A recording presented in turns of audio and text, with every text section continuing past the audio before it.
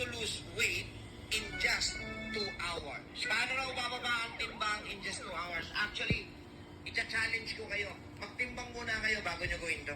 Para makita nyo na totoo na yung natutunan nyo, kung gagawin ninyo, ay makakabawas talaga ng timbang nyo. May papaliwanag muna si Doc Atoy.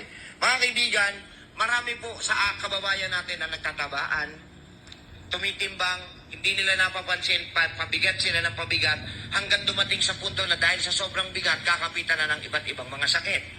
Ang tunay na mga kadahilanan kung bakit nagkakaganito ang ating katawan, unang-una, wrong diet. Wrong diet. Okay?